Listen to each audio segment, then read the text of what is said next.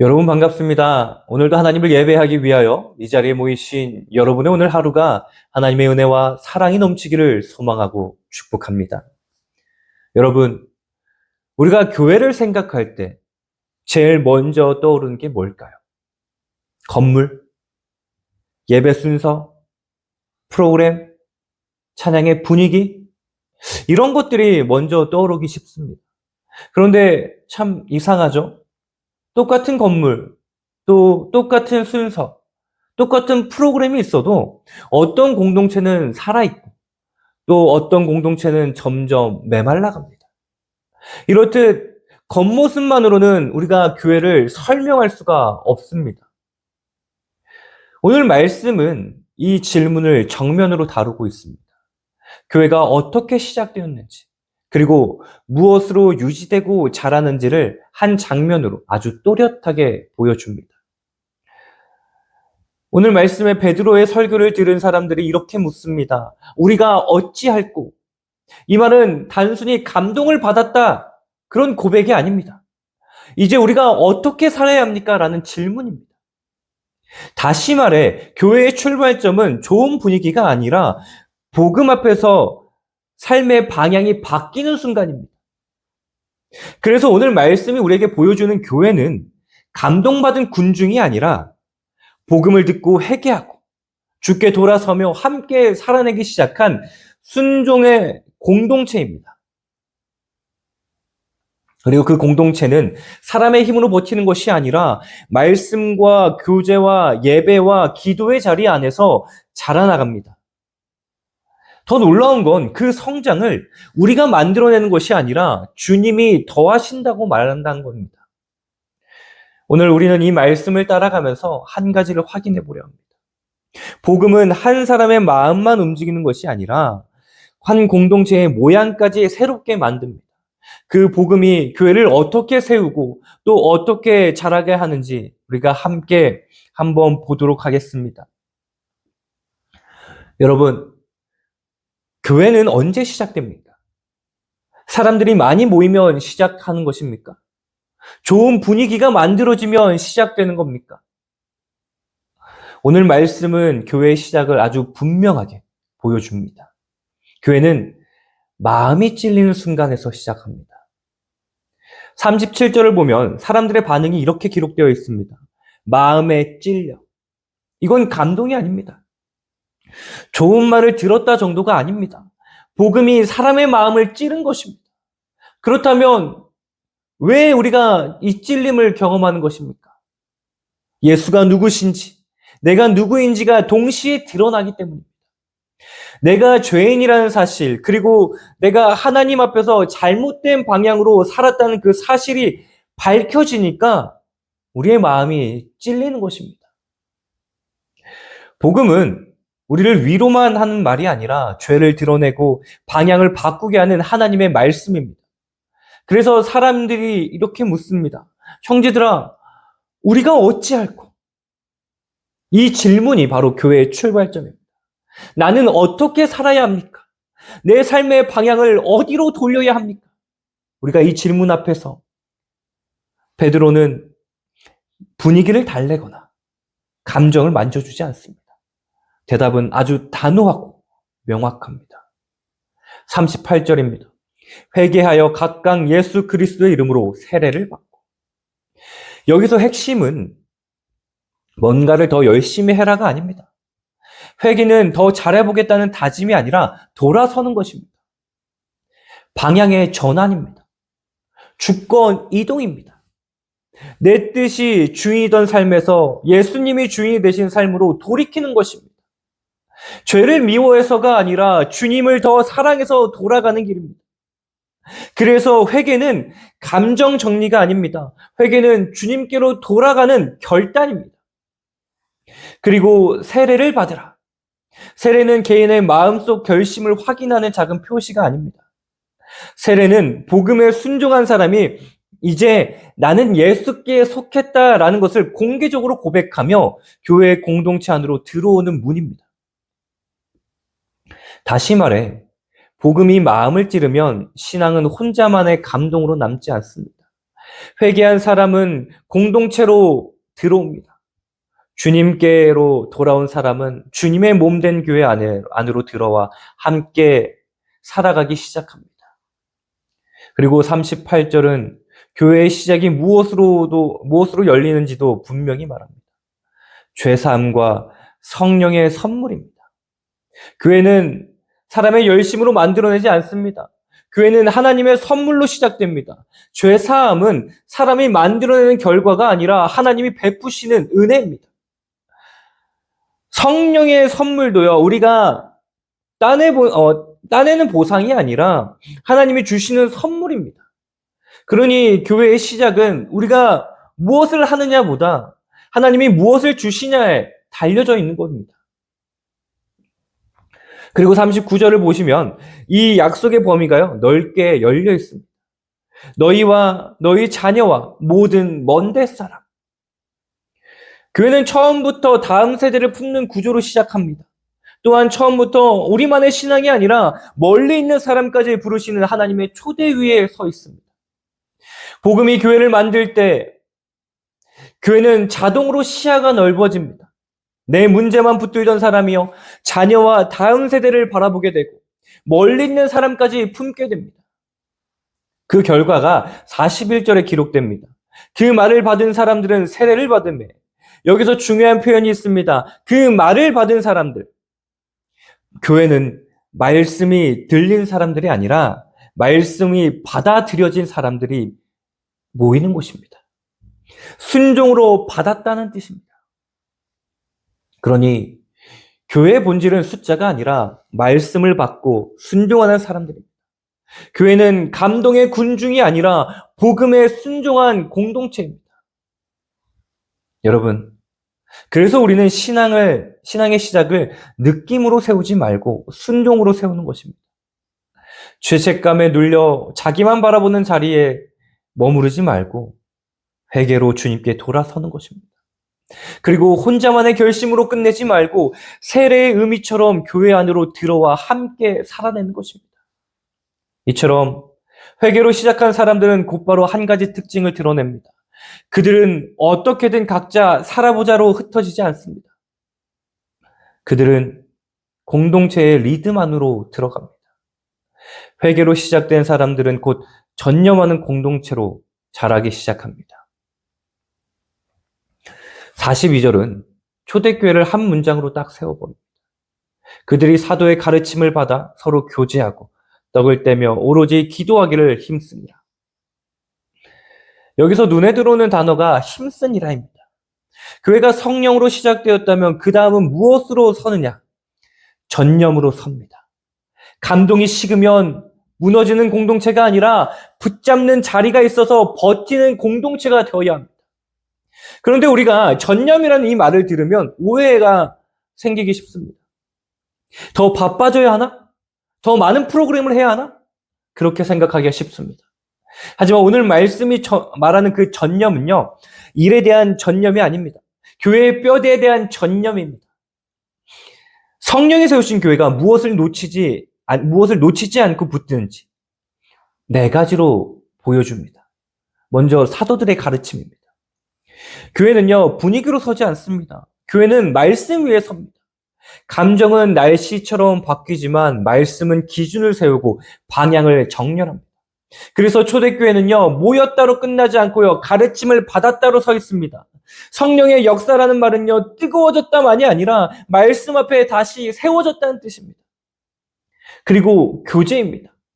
여기서 교제는 침묵이 아닙니다. 사이좋게 지냈다 정도가 아닙니다. 복음으로 연결된 관계, 서로의 삶을 함께 짊어지는 관계입니다. 그래서 교제는 신앙이 잘 되면 나중에 생기는 열매가 아니라 신앙이 무너지지 않도록 지탱하는 구조입니다. 구조가 되는 것입니다. 성령이 임하면 사람은 혼자 믿는 방식으로 남지 않습니다.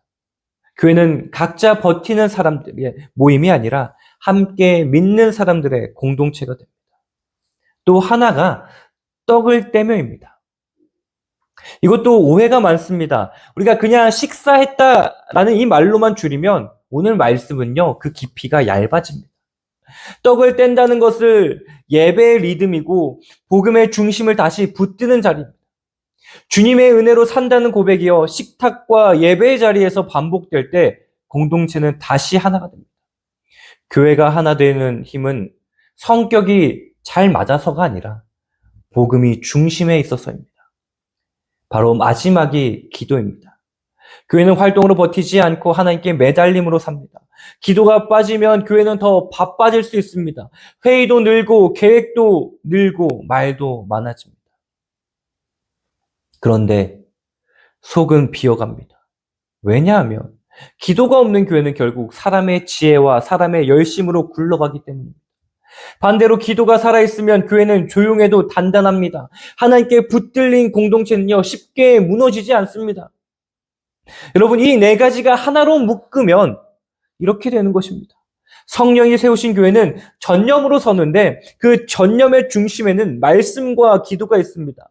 말씀은 교회의 기준을 세우고 기도는 교회의 숨이 되는 것입니다. 교제의 떡댐은 그 말씀이 실제 관계가 되고 그 기도가 실제 삶이 되도록 공동체를 붙잡아줍니다. 그런데 43절에 이어지면서 또 하나의 오해를 정리해줍니다. 사람마다 두려워하는데도 사도들로 말미암아 기사와 표적이 많이 나타나니. 여기서 어떤 분들은 이렇게 생각합니다. 그러면 전념하면 표적이 생긴다는 그 말인가? 그런데 오늘 말씀이 말하는 방향은요, 반대입니다.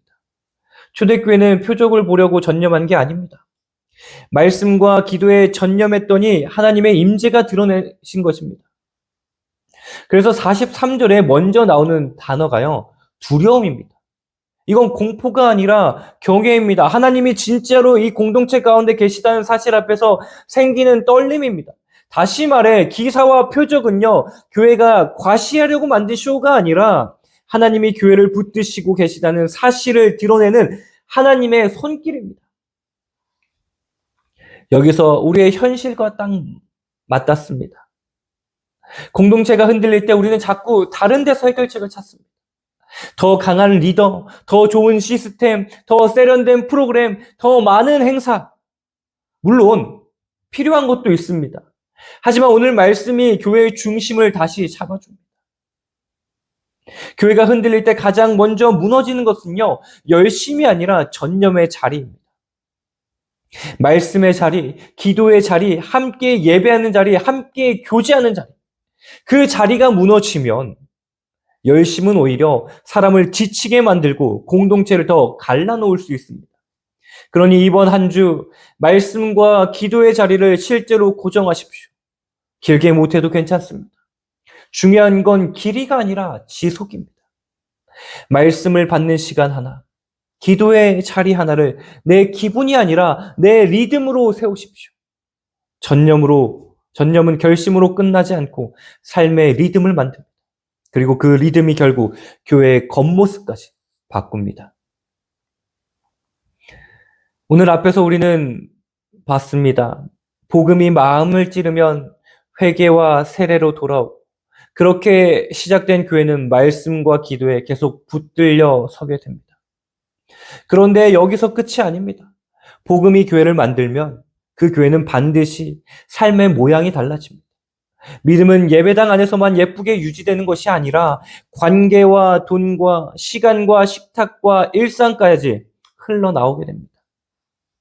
먼저 44절과 45절입니다. 믿는 사람이 다 함께 있어 모든 물건을 서로 통용하고 또 재산과 소유를 팔아 각 사람의 필요를 따라 나눠주며. 여러분, 여기서 가장 먼저 붙들어야 할 건 이 장면이 강제 공동 소유 제도를 말하는 것이 아니라는 사실입니다. 성경은 교회를 재산을 다 팔아 가입 가능한 조직으로 만들지 않습니다. 오히려 말씀은 방향을 보여줍니다. 필요를 보고 움직이는 사랑, 이것이 복음이 만드는 교회의 자연스러운 반응입니다. 복음이 들어오면 무엇이 달라집니까? 내가 가진 것이 더 이상 내 생존의 마지막 안전장치가 아니라 하나님이 맡기신 것이 됩니다. 그리고 옆 사람은 더 이상 경쟁자가 아니라 한 사람의 아버지를 둔 가족이 됩니다. 그러니 교회 안에서 누군가가 무너지고 있는데 내가 넉넉히 있으면서도 모른 척할 수가 없습니다. 요한일서가 말하죠. 말로만 사랑하지 말고 행함과 진실함으로 사랑하라. 복음은 입으로만 고백되는 게 아니라 손으로까지 내려옵니다.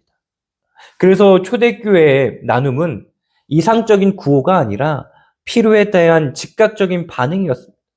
누가 더 많이 냈냐를 기록하지 않습니다. 누가 더 감동적인 기부를 했냐를 자랑하지 않습니다. 오늘 말씀이 강조하는 건 한 가지입니다. 필요를 따라 나눠주었다. 교회의 나눔은 체면이 아니라 회복을 향합니다. 어떤 사람은 돈이 필요하고, 어떤 사람은 시간이 필요하고, 어떤 사람은 돌봄이 필요하고, 또 어떤 사람은 밥 한 끼가 필요합니다. 복음은 그 필요를 외면하지 못하게 만듭니다. 그리고 46절로 넘어가면 교회의 삶의 리듬이 더욱더 뚜렷해집니다. 날마다 마음을 같이하여 성전에 모이기를 힘쓰고 집에서 떡을 떼며 기쁨과 순전한 마음으로 음식을 먹고. 여기서 중요한 균형이 있습니다. 초대교회는 한쪽으로만 가지 않습니다. 성전과 집, 예배와 식탁, 공적인 모임과 사적인 그 삶이 함께 움직입니다. 교회 중심은 분명히 예배에 있습니다. 성전에 모이기를, 예배가 중심에서 빠지면요, 교회는 그냥 친한 모임이 됩니다. 반대로 예배만 있고 삶이 없으면요, 교회는 말로만 남게 됩니다. 그런데 초대교회는 예배로 모이고 그 예배가 곧바로 집으로 흘러들어갑니다. 집에서 떡을 떼며. 복음은 강단에서만 울리는 소리가 아니라 식탁에서 나누어지는 삶이 됩니다. 믿음은 주일의 언어로만 남지 않고 월요일의 태도가 되는 것입니다. 그리고 이 장면의 분위기를 결정하는 단어가 있습니다. 기쁨과 순전한 마음. 복음이 만드는 공동체의 표정은 기본적으로 이것입니다. 부담과 의무로 억지로 묶여있는 것이 아니라 기쁨의 흐름입니다. 그리고 그 기쁨은 가벼운 흥분이 아닙니다. 순전한 마음, 섞이지 않는 마음입니다. 계산이 앞서지 않는 마음입니다. 내가 이렇게 했으니 너도 이렇게 해가 아니라 주님이 우리를 이렇게 살리셨으니 우리도 이렇게 살자라는 마음입니다. 여러분, 나눔이 계속되려면 뭘로 해야 합니까? 죄책감으로 하면 오래 못 갑니다. 또 체면으로 하면 금방 지쳐버립니다. 복음이 만든 나눔은요, 다릅니다. 기쁨에서 나오고 순전함으로 이어집니다. 그래서 오래 가는 것입니다. 그래서 사람을 살리는 것입니다. 이제 47절입니다. 여기서 교회의 증언과 성장이 한 문장으로 붙습니다. 하나님을 찬미하며 또 온 백성에게 친송을 받으니 주께서 구원받는 사람을 날마다 더하게 하시니라. 여기서 오늘 말씀은 아주 정확하게 선을 긋습니다. 성장의 주어는 사람이 아니라 주님입니다. 교회는 방법으로 커지지 않습니다. 프로그램으로만 커지지 않습니다. 이벤트로만 커지지 않습니다. 말씀은 말합니다. 주께서 더하게 하시니라.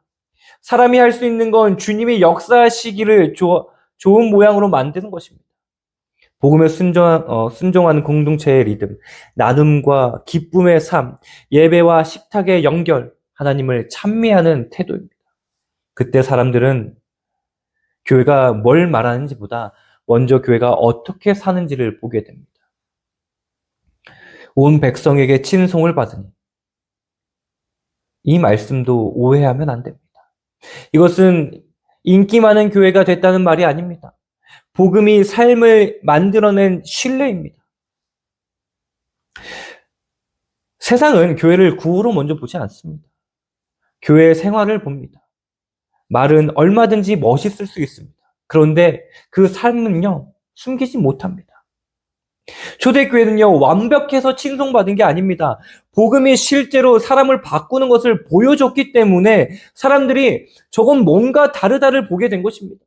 그리고 하나님은 그 자리에서 구원을 받을 사람을 붙이십니다. 그러니 나눔을 내가 좋은 사람이 되기로 끝내지 마십시오. 47절의 흐름처럼 하나님을 찬미하는 자리로 연결하십시오. 주님이 내게 주셨습니다. 그래서 나도 흘려보냅니다. 이 고백이 붙을 때 나눔은 단순한 선행이 아니라 복음의 증언이 됩니다. 복음이 교회를 만들면 교회는 안에서만 뜨거운 공동체가 아니라 밖으로 드러나는 삶을 가집니다. 필요를 따라 나누고 예배와 식탁을 연결하고 기쁨과 순전함으로 관계를 세우고 그 삶이 증언이 될 때 주님이 교회를 자라게 하십니다.